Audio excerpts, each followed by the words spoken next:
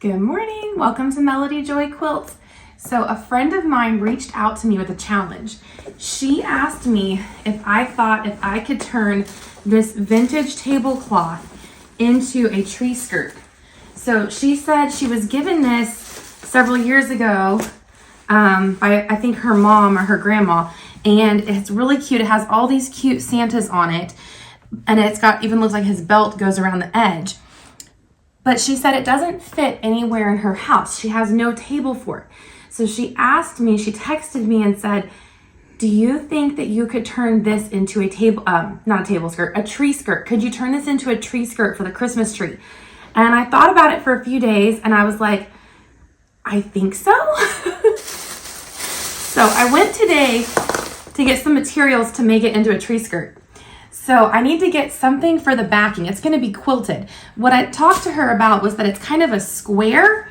And so what I plan to do is round off these edges. It's kind of curved. So it's not going to be a complete circle. It's going to be kind of like a rounded square because I plan to round these corners off, kind of following about an inch or two away from where the belt is, maybe about 2 or 3 inches away from that, curving it around, so that you see all of these Santas.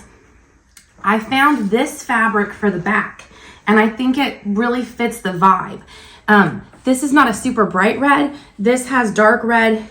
It's gonna be on the back, so I don't know exactly how much it matters, but I feel like this fabric fits the vibe of this tablecloth. And it kind of, even in Santa's beard here, there's like this cream color, because this is not true white. There's a lot of this kind of creamy color, and this also has some of this creamy color. So I feel like this fits kind of the vintagey vibe of this tablecloth. So this is gonna be the back. And then what I had talked about her with my friend was doing some type of decorative edging, since it's gonna go around the bottom of a Christmas tree as a tree skirt, doing some type of decorative edging. And we talked about using little pom-poms. So I actually did find, I had to go to a couple different stores, some little white pom-poms and some little red pom-poms. And so this I plan to do around the edge to make it decorative. And then I also found this dark green rickrack, which I couldn't find any green pom-poms, and I went to a couple different stores. I'm kind of thinking that this could also go around the edge along with the little pom-poms. And so this is definitely gonna be a challenge. It's an unusual shape. I don't have a pattern. It's a meaningful object that belongs to a friend of mine, so I definitely don't want to mess it up. So I feel the pressure of trying to preserve this family heirloom and make it something that she can enjoy every year with her kids. But this is my materials. And then I also got some batting. And then I did try to get some green thread to match this rickrack. Because when I go to stitch this down, I got the green thread to help stitch this down. I already have white and gray and other colors of thread, but I didn't have any of the right color green. So this is my materials, and now I just have the pressure of not messing this up. So follow along to see how it turns out. So one of my first challenges is to try to figure out how I'm gonna round the edges. I ended up cutting this a couple different times because I went the first time only rounding off the very corners, and then I decided I actually needed to bring it in a little closer. But I did have this large Valentine's Day platter that is a nice rounded shape. So I used that with a heat erasable pen to round my corners, and this was a lot of trial and error. This was the first line I drew, and I cut this out, but then I decided I actually wanted it to come in a little bit more. And so there was a lot of trial and error on this project, but I did use this large plate to help guide my curved edges. So this was my first attempt. I ended up cutting all of the sides in another inch or two closer to that black belt. This is actually a fairly large tablecloth, and so trying to figure out how much of the red I wanted to preserve, because also the inside is all that creamy white color, but I feel like the red border gives it a lot of pop, so I didn't want to remove too much of it. So again, I was working without a pattern, so there was a lot of trial and error. Right now, what I'm doing here is trimming off the binding on the tablecloth because it had been rolled under and sewn a couple times. And so I'm cutting off all of that rolled and sewn binding around the edges. Actually, it's not shown in the video, but the first thing I did was wash it because I think she had used it as a tablecloth a few times and it seemed like there was like white frosting on it. So maybe she had done like a cookie decorating with her kids using this tablecloth, or maybe they used it to put cookies for Santa on or something, because there seemed to be some type of frosting on the tablecloth side. The first time I went to cut it too, I realized that there was what appeared to be frosting. So I washed it on cold water, tumbled it dry on low, and then ironed it real good just to get it clean before I started working with it. Now, I just know somebody is going to ask me, and no, I did not pre-wash the backing fabric. I don't know how often this is going to get washed, the tree skirt. It's really decorative, so I don't think it's going to be washed the same way a quilt will be washed. So I did not pre-wash the backing fabric.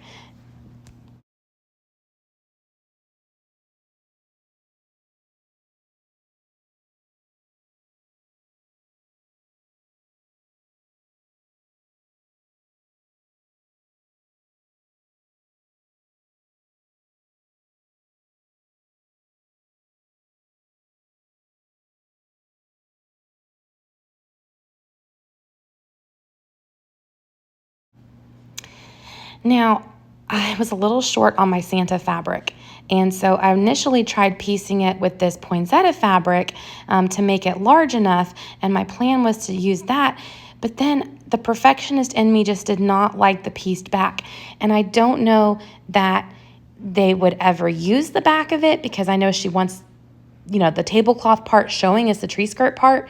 So I had pieced the backing with 2 different Christmas fabrics, but then ultimately decided I didn't actually like it. So I did all this work here just to scrap this and went back to the store to get more of the Santa fabric so that I could I still had to piece the back because the tablecloth is wider than 42 inches. So I had to piece the back. But I went back to the store and bought more Santa fabric so that it could all be the same. So if she did want to make it reversible, it would be an option.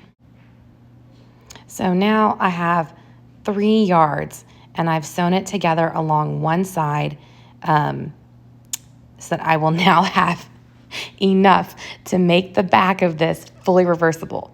Again, I was not working from a pattern. There was a lot of freestyling, but now when I open this up and I iron it, we are going to have all one solid piece that is all the same fabric, so not a pieced backing.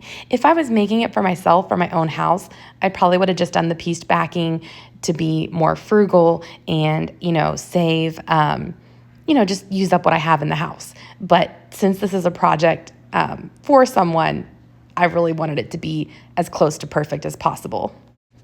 Are you comfortable sewing without a pattern? Do you ever just wing it, fake it till you make it? Or do you love to have everything precise and measured and work from a pattern every time?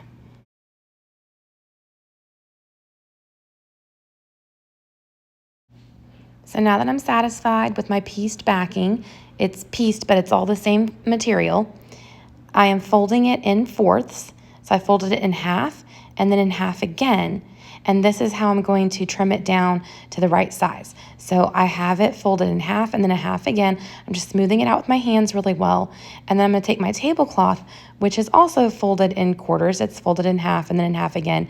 I'm laying it with both corners together and smoothing it out. And then I'm going to just trim this down roughly at this point so that it will be approximately the same size. So when I go to baste it, I will be approximately the same shape. And I'm going to do the same thing with my batting.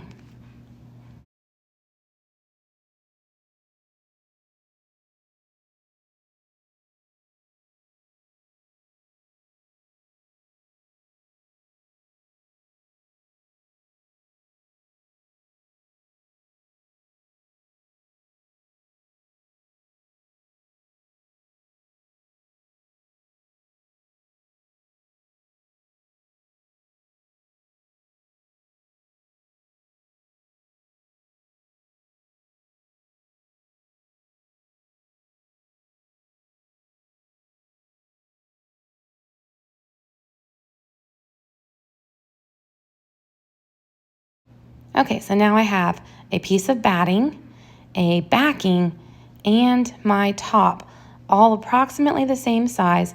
I pressed the seam open when I pieced my backing. I just didn't want it to be too bulky, so I just figured it would be flatter that way.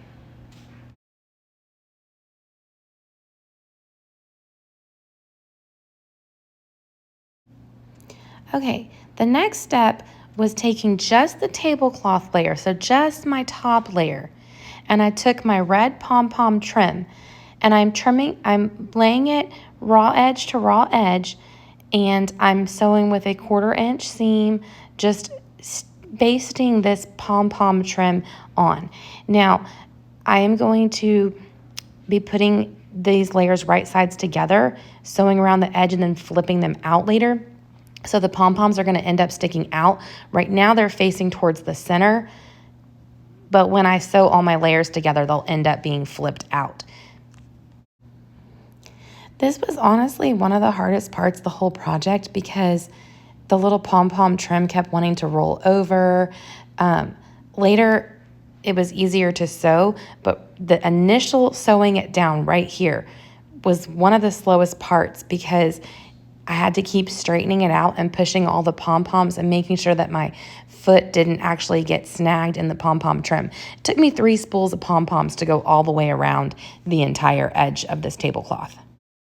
The next thing I did was to take the tablecloth that now has the pom-poms and I put it face down on top of my backing and I layered it. So it's my batting, my backing, a pretty side up, my top, which is the tablecloth with the pom-poms, pretty side down.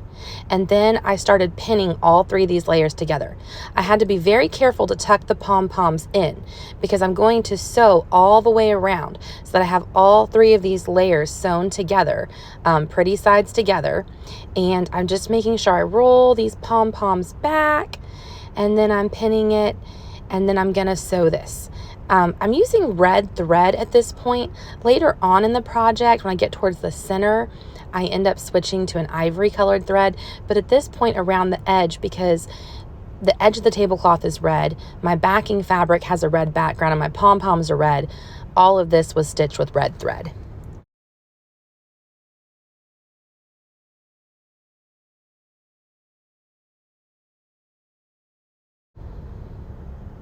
I'm just trying to get those pom-poms facing towards the middle, and I'm kind of feeling with my fingers to make sure that they're going the right direction and trying to remove as much wrinkles as possible.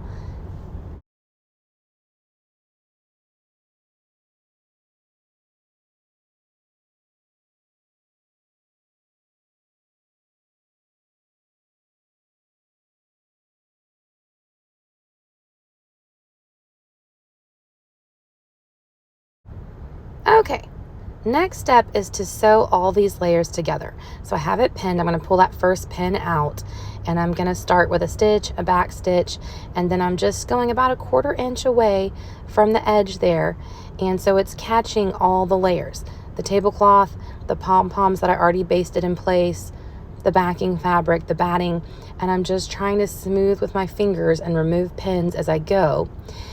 This was a little tricky because it's a square with rounded edges, and I did not put my walking foot on at this point, although in retrospect it may have been helpful to put the walking foot on right now. You can see there's quite a bit of overhang right now. My batting and the backing are a few inches wider than my topper, and that's okay. Once I finish sewing around this entire edge, I'm going to trim that really well before I flip it right side out.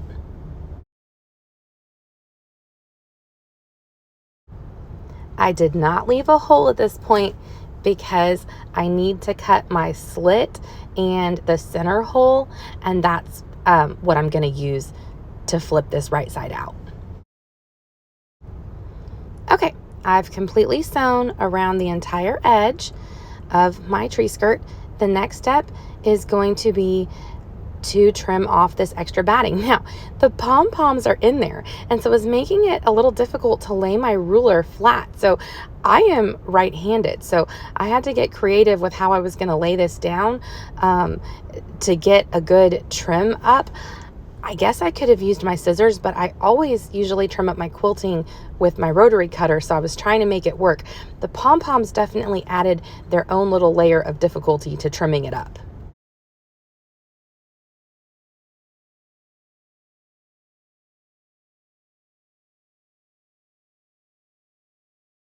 Now, when I got to the rounded corners, I went back and got my Valentine's Day tray, and I used that as, and it worked great actually, as a curved ruler for my rotary cutter, because it had a sturdy lip on the edge of that tray. It's a metal tray, and so that's what I had used to trace my curves, and so it worked really well to just line that up and make sure I wasn't on my stitching, and I used that. Now again, I'm on top of the pom-poms here, so I'm really having to squish it, and it definitely doesn't feel super stable because I've got those pom-poms under there, but I just tried to do the best I could. But yeah, my little Valentine's strawberry shortcake tray was coming in very handy for those curves. Sometimes the most unexpected objects work out really well.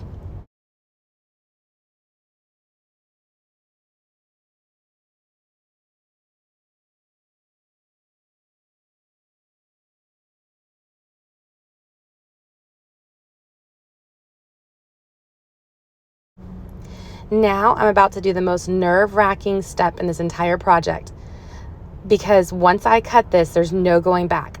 I am folding it into fourths, lining up all edges, so folding it in half and folding it in half again. I am using the lid to my little clips, and I tried to use this like I had used the tray, but I think I have too many layers. My rotary cutter didn't work, so I grabbed a heat erasable pen and I traced a center circle. Now this was the scariest part, because as I'm cutting this, there's no going back. If this does not work out, I've already used up all my materials. So that was honestly the most scared I was this entire project, was cutting out that center circle. Now I'm going around with my scissors and snipping my curved edges. When I go to turn this right side out, adding some little snips, making sure I'm not going through my seams, but just snipping a little bit through that fabric and the seam allowance, it'll make the curve turn out nicer. So I'm just snipping a little tiny bit with my scissors. Now I'm reaching into that hole I cut, and I'm gonna flip this inside out. This is the moment of truth. Did all of my hard work up to this point work out? Is it actually going to be something presentable, or is it a disaster? Only time will tell.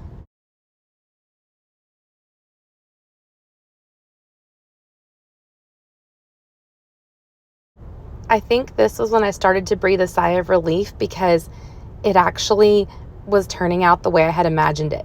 The pom-poms are sticking out nicely around the edge. The red color matches.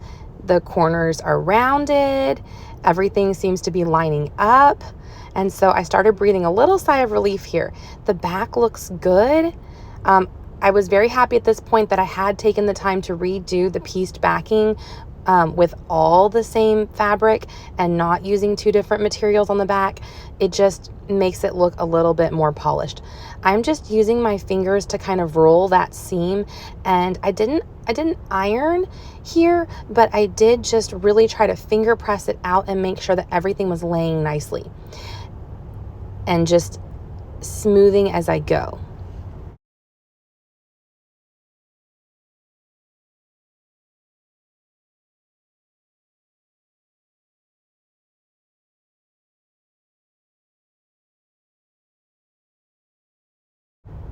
I did decide this would be a good time to go ahead and throw in some pins once I kind of smoothed it out a little, but then I realized I needed to figure out where I was going to cut my slit, because in order to go around the tree, you have to have, an opening to get it around the Christmas tree. So I think this may have been another kind of terrifying moment as I'm slicing that, because again, there's no going back. Once it's cut, it's cut. So I just smoothed those edges out, and I'm pinning really well here.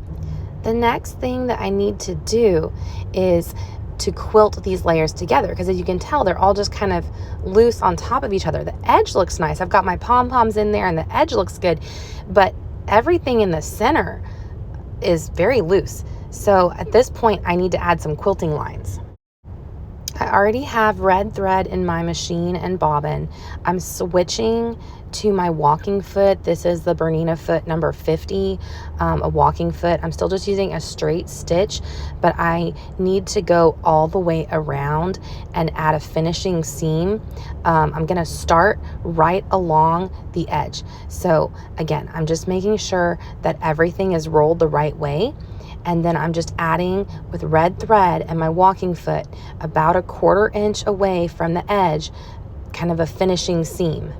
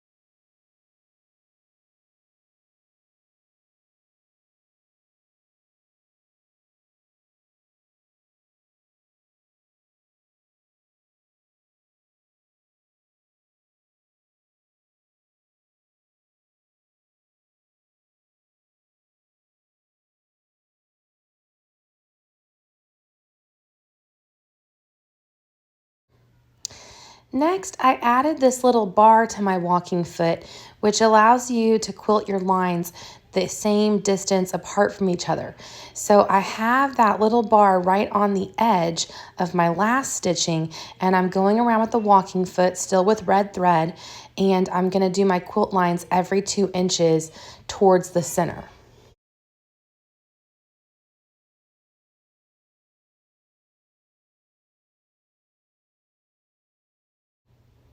Quilting at every 2 inches is going to help hold all those layers together and prevent it from slipping and sliding and coming apart.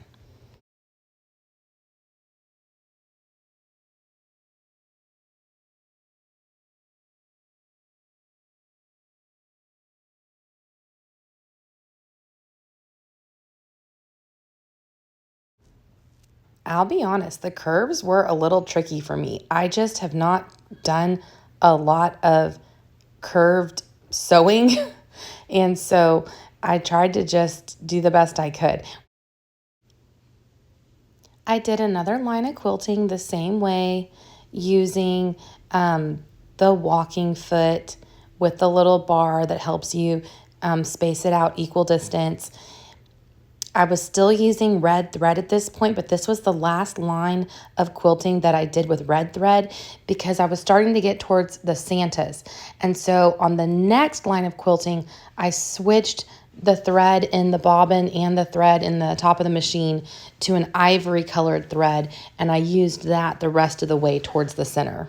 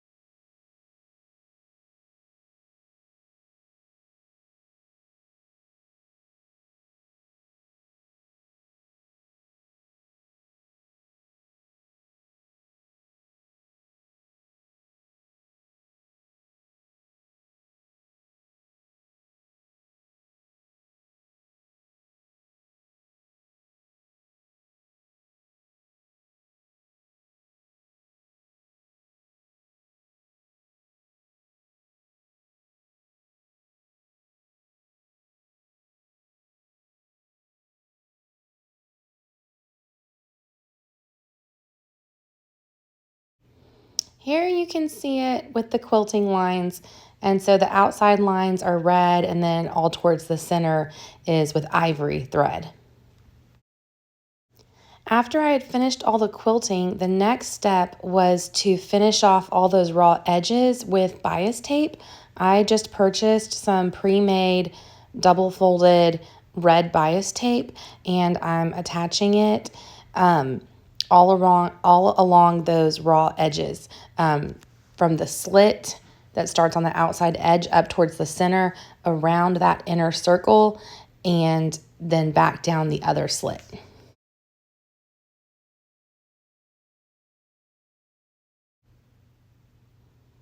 This part was pretty tricky. The bias tape does kind of stretch and is designed to help you go around curves because it's cut on the bias, so it should be a little stretchy. So I just kind of had to fold it and manipulate it until I could get around all the corners and around that inner circle. I just tried to take my time.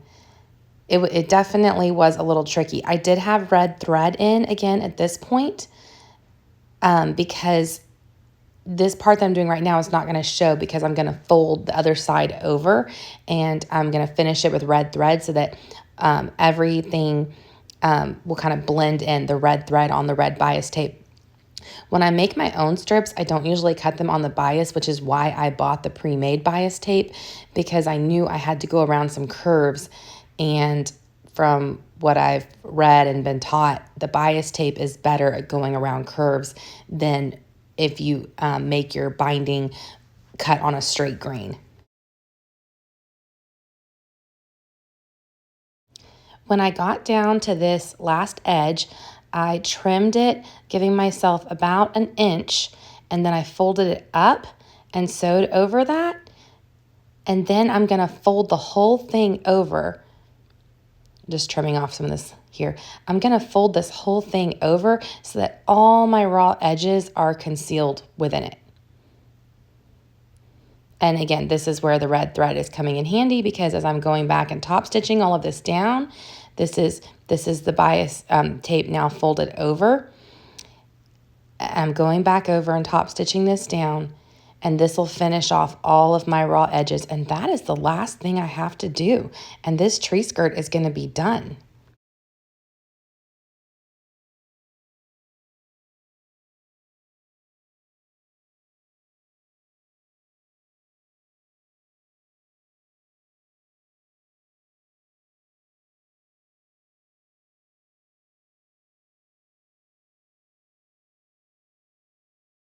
There was definitely a lot of pulling and tugging and trying to manipulate all of that bulk of the tree skirt, because as you go around that inner circle, as you can see, my right hand is trying to push all this extra fabric through the throat of the machine so that I can get around that inner circle.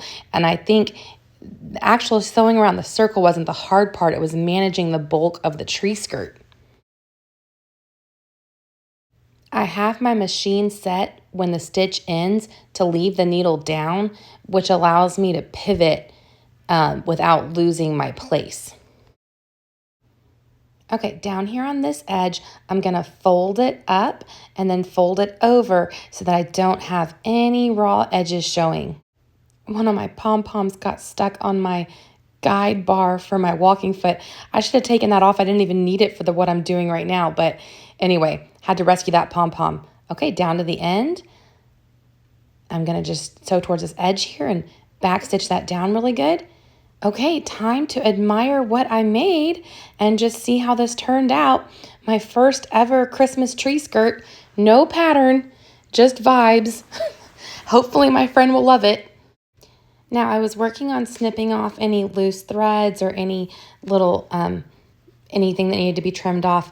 And what I realized was on the back, I had not all of my bias tape was down as nicely as I wanted it to be.